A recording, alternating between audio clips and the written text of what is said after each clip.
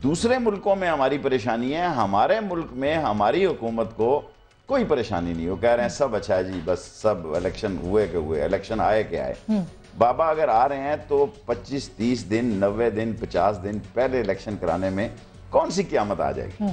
नहीं, मगर वो कायरा साहब ने कल कहा है कि हम पहले 4 महीने अगर करा देंगे तो हमें कोई एतबार नहीं, मतलब कोई मसला नहीं है। अगर पॉलिटिकल गवर्नमेंट इलेक्शन करने को तैयार है और उसको 1-2 महीने का वक्त भी नहीं मिलता तो फिर जिम्मेदारी किसकी होगी? कौन जमहूरियत को डीरेल करेगा? देखें, इस जमहूरियत को अगर ये डीरेल हुई तो मौजूदा हुक्मरानों ने डीरेल किया है। किसी शख्स को, किसी मसले को अगर इन्होंने हैंडल किया है। देखिए, मैं आज एक चैनल पे चौधरी मुख्तार साहब का डिफेंस मिनिस्टर, जो वाटर एंड पावर, जी वाटर एंड पावर, मैंने खुद उनका प्रोग्राम सुना है। उन्होंने कहा ये जो मुंह काला, जो तबाही और बर्बादी बिजली की हुई है, ये हमने खुद की है। उसने उससे सवाल किया, इफ्तिखार साहब ने जवाबदेह में उन्होंने कहा कि हाँ मैं कहता हूं कि ये हमारे, उन्होंने कहा हुकूमत की बात नहीं करता, वो लोग जो मुतमिम थे, जो इंचार्ज थे इसके, उन्होंने ये सारी तबाही की। उन्होंने कहा कितनी लूट मार, उन्होंने कहा इतनी लूट मार हुई कि जिसका मैं जिक्र भी नहीं कर सकता। इतने बड़े, ये मैं नहीं कह रहा, जादू वो जो सर चढ़ के बोले, ये इनका one of the most important आदमी कह रहा है और उस बंदे के बारे में कह रहा है जो सिटिंग प्राइम मिनिस्टर है। दीवारें तो हर जगह पड़ी हुई हैं। तो आपको ये लगता है कि ये वजीर आजम जाएंगे? तो उस वजीर आजम और इस वजीर, अगर ये कहता मैंने खत नहीं लिखना और वो कहता था मैंने खत नहीं लिखना, अगर वो चला गया तो इसका क्या क्या रिश्तेदारी है सुप्रीम कोर्ट में? कानून कायदे की बात है, वहां कानून और कायदे पे जो आएगा वो कट जाएगा, ये स्लाटर हाउस में जाएगा। लेकिन ये हो सकता है 23 ना हुई 26 हुई, 26 ना हुई 30 हुई, मेरा तारीखें तो पढ़ सकती हैं। लेकिन आपके ख्याल में कि अगर उसके साथ और तरीके से हैंडल होगा, इसके साथ और तरीके से हैंडल होगा, इनको इतना वक्त मिल जाएगा? क्योंकि सर इस्लामाबाद ऐसा शहर है जिसमें खबरें जो है, अफवाहें पहले फैलती हैं और उसके बाद वो खबरें बनती हैं। यहाँ पे अब अफवाह यही है कि 1 हफ्ते का वक्त जो है वो लोग कह रहे हैं, मतलब ये अफवाह है, खबर नहीं है। इस तरह की बातों के दौरान जमहूरियत और सेटअप के हवाले से उसको बचाने के लिए क्या किया जा सकता है? और खुदा न खास्ता क्या ये दुरुस्त हो सकता है? ये अफवाहें खबर बन सकती हैं? देखें, कौम सारी तो इस हुकूमत से निजात चाहती है, उसके तरीकाकार पे इख्तलाफ हो सकता है, लेकिन अगर कॉमन आदमी से बात करें, एक सियासतदान की हैसियत से मुझ में तो इस कैमरे के खौफ से इतनी जरूरत नहीं होगी कि मैं कहूँ जी के बिल्डोज करो जी। It's very difficult. लेकिन सर एक हुकूमत को तब्दील कर सकती है, इलेक्शन होके दूसरी हुकूमत आ सकती है। इसका ये तो मतलब नहीं है कि निज़ाम ही लपेट दिया जाए या किसी की ख्वाहिश के ऊपर जमहूरियत को बुलडोज कर दिया जाए। माफ करना, एक हम हैं जो एसीओ में बैठते हैं, हम अच्छी गाड़ियों में बैठते हैं, एक वो है जो बच्चों को लेके उनके पास दूध पिलाने की जगह नहीं है, स्टेशनों पे बैठे हैं 24-24 घंटे, आपकी गाड़ी नहीं आ रही। लेकिन आप 18 करोड़ लोगों का भी सोचें ना, आप उन लोगों का सोचें कि 18 करोड़ मुल्क में एक मालगाड़ी नहीं चल रही, क्योंकि कंटेनर और ट्रांसपोर्ट का माफिया जो है उसका होल्ड है। इस मुल्क में माफियों का होल्ड हो गया, बैंकों में माफिया आ गए हैं। और उस पे किसका होल्ड है सर? कंटेनर्स के ऊपर किसका होल्ड है, ये मुझे बताइए सर। वो कौन सा माफिया है, ये मुझे बताइए आप। देखिए, ऑफ कोर्स वही जो रेलवे को तबाह कर रहे हैं, इसमें तो कोई शक नहीं ना। कॉमन ये 4 शिका छती वाली बात है। क्या इस सदर को ये हक हासिल नहीं था, इस प्राइम मिनिस्टर को ये नहीं है कि भाई उसको कहे कि मैं तुझे निकालता हूं, कुछ तुझे और इससे अच्छी महकमे खजाना दे दो, जो आगे से भी तबाह कर दिया मेरे दोस्त ने। वो रमजान शॉपिंग पे अभी लंदन में, पता नहीं रमजान पैकेज की वहां शॉपिंग लगी है। वो क्यों लंदन में अभी तक? ये भी मैं देखें, मुझे ये हैरानगी है कि इस मुल्क का फिनांस मिनिस्टर, मेरी उनसे बड़ी यारी थी इस दौर से पहले, पक्की दोस्ती थी, लेकिन मैं हैरान हूं कि यार इस मुल्क में तबाही फैल रही है, वो इतने दिनों से बाहर। एक बात मैं आसमा बताना चाहता हूं, हमारे वक्त में बहुत बड़ा प्रॉब्लम होता था कि हम 2 दिन का जाएं और बास का हमारे 3 दिन लग जाते थे, 3 दिन की हमारी मंजूरी हो। मैं इस दौर में ये कहना चाहता हूं, कोई आदमी प्राइम मिनिस्टर से अप्रूवल ही नहीं लेता, उनसे पूछे बगैर जाते हैं। आप यकीन करें, लातादाद लोग ब्यूरोक्रेट्स, मैंने रिपीट हो जाता है, फिर मैं इतने प्रोग्रामों में आता हूं, मेरे पास इतनी बातें तो नहीं होती कि मैं नई से नई बात अर्ज करूं। लातादाद लोग इस गवर्नमेंट से पूछे बगैर मुल्क से बाहर जाते हैं और उनके ऑडिट में रुकावट भी नहीं होती। हम तो, आपको पता है, फिर पैसे जमा कराने पड़ते हैं कि आपकी मंजूरी 3 दिन की थी, मैंने जाना बाहर अगर लंदन, तो मेरे पास पैसे पास होने हैं, मेरा टिकट पास होना है और प्राइम मिनिस्टर ने अप्रूवल देनी है। प्राइम मिनिस्टर ने अप्रूवल देनी है, फिर वो फिनांस डिपार्टमेंट में जाना है, फिनांस डिपार्टमेंट से इजाजत आनी है। मैं अगर उस दिन से 1 दिन ज्यादा रहता हूं, आई हैव टू पे फ्रॉम माई पॉकेट। सही। अच्छा शेख साहब, ब्रेक लेनी है, लेकिन शेख साहब का ये कहना है और एक सीजन्ड सियासतदान के तौर पर उनका ये कहना है कि सिस्टम को खतरा है। किससे है? सेटअप को किससे खतरा है? कैसे खतरा है? तब्दीली क्या सिर्फ इलेक्शन के जरिए आ सकती है, कोई और तरीका भी है? एक छोटी सी ब्रेक ले रहे हैं, ब्रेक के बाद इस पर बात करेंगे, हमारे साथ रहिएगा।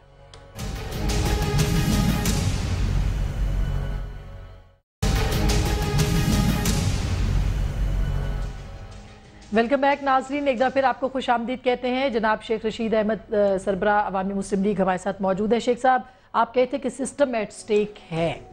मैं बहुत वाजे उसमें पूछना चाहती हूँ आपके व्यूअर्स के लिए, हमारे व्यूअर्स के लिए, कि किससे सिस्टम को ख़तरा है? क्योंकि चीफ जस्टिस ने तो साफ कह दिया कि अगर कोई मुहिम जोई हुई तो वो पार्लियामेंट के साथ खड़े। देखें जी, खड़े रहेंगे। चीफ जस्टिस साहब को खड़ा होना चाहिए, उनको बड़ा मुकाम है। कौम को भी खड़ा रहना चाहिए। मुल्क के साथ कौन खड़ा होगा? मुल्क के साथ पाक फौज खड़ी है, खड़ी होगी, उसे खड़ा होना चाहिए। अगर कंट्री ऑन स्टेक पहुंची और मुल्क उस जीरो पॉइंट पे पहुंच गया कि इस मुल्क को देखें, इस वक्त जो डिस्कशन पॉइंट है, क्या ये मुल्क इस काबिल रह गया कि आइंदा इसको कोई चला सके? इमरान खान, नवाज शरीफ साहब और लोग, क्या वो समझते हैं कि इस मुल्क की इकॉनमी के डिजास्टर के बाद इस मुल्क को चलाया जा सकता है? लेकिन शेख साहब, उसकी जिम्मेदारी सिर्फ क्या जरदारी हुकूमत के ऊपर है? क्या जनरल मुशर्रफ ने बर्बाद नहीं किया इस मुल्क को? नो वे, लिसन। क्या अमेरिका के साथ मुआहदे उन्होंने नहीं किए सर? देखें, मेरी बात सुने। और जुबानी मुआहदे सर, मेरी बात सुने, जुबानी मुआहदे की कोई पकड़ नहीं है। इनको लख लानत भेजनी थी, लेकिन लोगों ने हमें मुस्तरद किया कि हमने जनाब गलत फैसले किए। ये तो ना गलत करे ना, ये तो मुंतखब लोग हैं ना, ये तो कोई आसमान से नहीं गिरे ना, इन्होंने तो वोटें मांगी है ना। देखें, अब जो ये MOU साइन करने पड़े हैं, इस कंटेनर की हिफाजत करनी पड़ेगी अमेरिकन की इनको, और ये कंटेनर की हिफाजत कोई नहीं करेगा, पाक फौज नहीं करेगी। कैसे नहीं करेगी सर? आप देख लें, मुझे ये नहीं पता कैसे नहीं करेगी। मैं अपना बयान देके जा रहा हूं, नहीं करेगी। देखें, जिस फौज में सोच ये है कि मीरान शाह या किस पहाड़ी पे, आपको पता होगा, एक स्काउट ने गोली मारी, किसी को लगी, उसकी इन्वेस्टिगेशन हुई और उसने कहा यस, मैं अपनी टेरिटरी पे किसी गैर मुल्की फुट सोल्जर को नहीं देख सकता। ठीक है। 2 और आदमियों की इंक्वायरी हुई मेरे प्रोग्राम के बाद, मुझे वो फोन करते थे कि एक्सीलेंट, जबरदस्त, ये है वो, पता नहीं कितनी दूर से करते थे। वो पकड़े गए मेरी फोन की वजह से। जब उनकी इंक्वायरी हुई, उन्होंने कहा हम करते हैं भाई, हमारे जज्बात हैं। कोई तो है जो कौम में हम इतनी -25 और -30 पे बैठे हैं, अगर हमारे साथ कोई आदमी खड़ा है, कौम की जुबान के साथ जुबान मिला के बात कर रहा है, तो हम उसके साथ खड़े हैं। मैंने आपको इशारतन एक बात कही है कि पाक फौज कमिटेड है, उसका ओथ है कि पाकिस्तान की सालमियत को के खिलाफ वो कोई, इसका मतलब देखें, मेरी बात सुने, क्या DGI-SI ने बयान नहीं दिया कोर्ट में, मेमू गेट पे? साबित हुआ कि ये बयान दुरुस्त है, ये सब कुछ हुआ, इंडोर्स किया उसको चीफ ऑफ आर्मी स्टाफ ने। ऐसा गद्दार शख्स प्राइम मिनिस्टर हाउस में रहा, उसको सिक्योरिटी किसकी प्रोवाइड हुई? हत्ता कि ये अकल के अंदर ये नहीं जाते, जो लिफ्ट में आदमी लगा हुआ है, जो गेट में आदमी लगा हुआ है, वो भी कहीं रिपोर्ट करता है।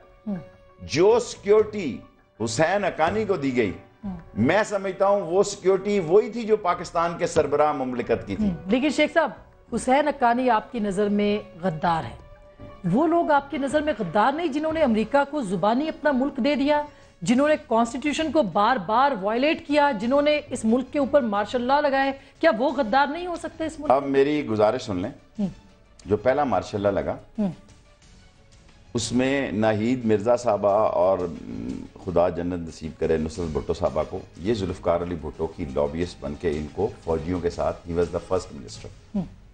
अगर आप ये कहते हैं मार्शल लॉ लगाने वाले गद्दार थे, तो फिर ये भी कहें कि जिस सियासतदान ने इनका किसी भी वक्त ने, क्योंकि सारा नजला शेख रशीद पर इसलिए गिरता है ना कि मैं आम आदमी हूं। अगर मैं भी, मेरे साथ भी कोई बड़ा नाम होता, मैं बड़ा खान होता, मेरे भी बड़े शुगर मिले और टेक्सटाइल मिले होती और सारे मसले होते, तो लोग कहते नहीं भाई ये तो खानदानी लोग। मैं लेट मी फिनिश, जब मैं आपकी बेचैनी का अंदाजा कर सकता हूं, मुझे अंदाजा, इस मुल्क में अगर आप ये साबित कर दें कि एक सियासतदान, भुट्टो से बड़ा कोई सियासतदान इस मुल्क ने पैदा नहीं किया, वो भी फर्स्ट सिंगल अकलौता वजीर था फौजी कैबिनेट में, अगर मुझे आप ये साबित कर दें कि एक वजीर या हुकूमत या सियासी पार्टी ऐसी है जिसने मार्शल लॉ का कभी साथ नहीं दिया, फिर गद्दारों के साथ आप फार्मूला लगाएं A² is equal to A+B, A² is equal to A+B, then I accept this. नहीं लेकिन शेख साहब ये कौन सी बात है कि मतलब हर चीज आपको लगता है कि इस वक्त फौज के अंदर रिजेंटमेंट है? मुझे लगता है अंधों को सजाई दे रहा है भाई। और वो देखें खुदा के वास्ते, ये फौज कोई वो रॉयल फोर्स फौज नहीं रह गई अब। जाहिर है शैगान और साहबजादा याकूब और किसी जमाने में हम छोटे थे तो हमारे कॉलेजों से वो लोग जाते थे जो बड़ी रॉयल फैमिली से होते थे, जिनके फादर कर्नल्स थे, ब्रिगेडियर थे। अब आप जाएं काकुल में, वो लोग जाते हैं जो कि पाकिस्तान की हुब्बुल वतनी में पांव से लेके नाखन तक वो कमिटेड हैं और आम क्लास के लोग हैं। देखिए ना, गुर्बत ऐसे ऐसे लोगों को मुकाबले में ले गई है, ऐसे ऐसे लोगों को मुकाबले में ले गई है कि अब आपको वहां नजर आएगा कि ये फौज इस्लामी जमहूरिया पाकिस्तान की फौज है, ये रॉयल जॉर्डोनियन आर्मी नहीं है। दुरुस्त बात है, बड़ी बड़ी कुर्बानियां हैं हमारी फौज की। लेकिन क्या आपको लगता है ये जो रिजेंटमेंट है, इसमें जाहिर है कि जनरल कियानी इसका हिस्सा नहीं है? वो चाहते हैं कि जमहूरियत, कोई कमांडर अपने नीचे की रिपोर्ट से बाहर नहीं जा सकता। जनरल कियानी एहतराम के साथ हमारे दोस्त हैं, भाई हैं, क्या कोई कमांडर जो है वो अपने साथियों की राय से, अगर कौम और लोग ये समझते हैं, ऑफ कोर्स कोई आदमी, ये कल फौज गई है, कल सदर मुशर्रफ गए हैं, doesn't look nice internationally, domestically. अब फौज का वक्त नहीं है, अब फौज के आने का आना भी नहीं चाहते, लेकिन अगर पके हुए फल की तरह ये पपीता उनकी झोली में गिरा मुल्क के लिए, तो वो झोली बंद करेंगे, आ जाएंगे। मैं आ जाएगा ये, आप जाने। सर ये रोज रोज तो ये नहीं होना चाहिए। रोज क्या आप लूट मार करें रोज? अगर इसी तरह डेमोक्रेसी का प्रोसेस चलता रहेगा तो करे ना, कुछ चलने ही नहीं देता सर। डेमोक्रेसी को मजबूत करना चाहिए। आसमा कोई एक आदमी इस जमहूरियत के रास्ते में रुकावट था तो आप मुझे उसका नाम लें कि उसने इस जमहूरियत को नुकसान पहुंचाने की कोशिश की। फौज, जुडिशरी, ये भी आपने चीफ जस्टिस का बयान दिया, अपोजिशन पार्टीज, ब्यूरोक्रेट्स, ऐसे नंगे और गंदे ब्यूरोक्रेट्स मैंने जिंदगी में नहीं देखे। मैं 6-7 दफा वजीर रहा हूं, मैं इस इज्जत से जिंदा रहता था कि ये ना हो कि मेरी समरी जाए और सेक्रेटरी उस पर नोट लिख भेजे। हमारे वक्त में ये भी होता था कि एक चीज हमने गलत की है, वो आ जाते थे या कहते थे सर आप इसको अमेंड करें, this is against the rule, ये ऐसा मुमकिन नहीं है। और बास का वो नोट लिखकर भी भेज देते थे, as per para this and as per rule this is not possible है जी। अब तो वो लोग लग गए हैं 18 इस दौर में जितनी ब्यूरोक्रेट्स की तरक्कियां हुई हैं कि 18-19 ग्रेड का आदमी 21-22 ग्रेड में आ गया। देखे ना, वजीर चाहत से लेता है कि मुझे ये सेक्रेटरी चाहिए, चाहत से लेता है कि ये मुझे एमडी चाहिए, चाहत से लेता है कि ये मुझे ईओबीआई में ये आदमी चाहिए, चाहत से लेता है कि जनाब अली मेरी सप्लाई लाइन या मेरे प्रमोशन या मेरे मामलों पे। फिर किस तरह मुल्क चलेंगे यार? खुदा के लिए पाकिस्तान है। लेकिन सर जब पाकिस्तान को बनाना स्टेट मत बनाए। ये बताइए, सारा मामला जरदारी साहब का है, आप ये कहते हैं कि इलेक्शन, मैं जरदारी साहब को मैं कहता हूं, देखें जरदारी साहब इन प्लाटों की तहकीकात करें जो जाती दफा या उससे पहले। नहीं ठीक है, वो तो कर दे, वो तो वजीर आजम भी नाअहल हो गए ना, वो तो चले गए ना अपने घर को, जो नाअहल हो जाए लूट मार करके। लेकिन सर मसला ये है कि जरदारी साहब प्रेसिडेंट हैं, इलेक्शन होने हैं, आप ये चाहते हैं कि इलेक्शन हो जाए, करवाने जरदारी साहब ने, केस उनका है, खत उनके खिलाफ लिखा जाना है, तो इसका मतलब है कि फर्दे वाहिद के खिलाफ है ना। की रखवाली पे बिल्ला बैठा दें, बिल्ला दूध पी जाए सारा, बाद में खाली कटोरा के ये कौम इसमें वोट डाले, ये आपके लिए क्या बातें करते हैं आप? लेकिन सर 20वीं तरमीम के बाद तो ये मुमकिन नहीं है कि जरदारी साहब अपनी देखें 20वीं 19वीं 18वीं जो ये लोग समझते हैं कि बहुत बड़ा जुए शीरलानी हो गया और बहुत बड़ा काम हो गया, मेरा ख्याल ऐसा नहीं हुआ।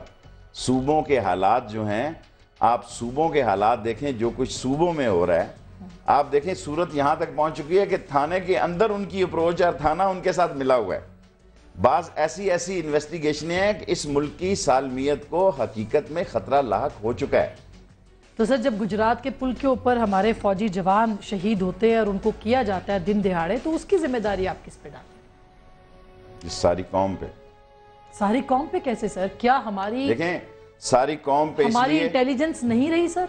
क्या हमारे जवान इसी तरह से इनके हाथों दहशत? देखें आप इंटेलिजेंस की किट लगाना चाहती हैं या जवानों की हिमायत में बयान देना? जवानों की हिमायत में सारी कौम खड़ी है सर इस वक्त। अव्वल तो वहाँ इतने दिन एक हेलीकॉप्टर के गिरने के बाद इतनी देर तक मेरे ख्याल में जवानों का वहाँ कोई काम नहीं था, इसकी भी इंक्वायरी होनी चाहिए। बड़े दिन हो गए थे, एक जवान या एक अफसर शहीद हो गया था, उसके मिशन का एक हिस्सा है। शहादत हर एक के नसीब में नहीं है, ये किस्मत वालों को मिलती है। सो इतने देर तक वहां कैंप रहने का मैं समझता हूं कोई जवाज नहीं था। सेकेंडली, मुझे पूरा यकीन है कि जो लोग इसके मुजरिम हैं उस तक एजेंसीज पहुंचेंगी, और आज तक जितने भी पाकिस्तान में केसेस हुए हैं लोग उस तक पहुंचे हैं।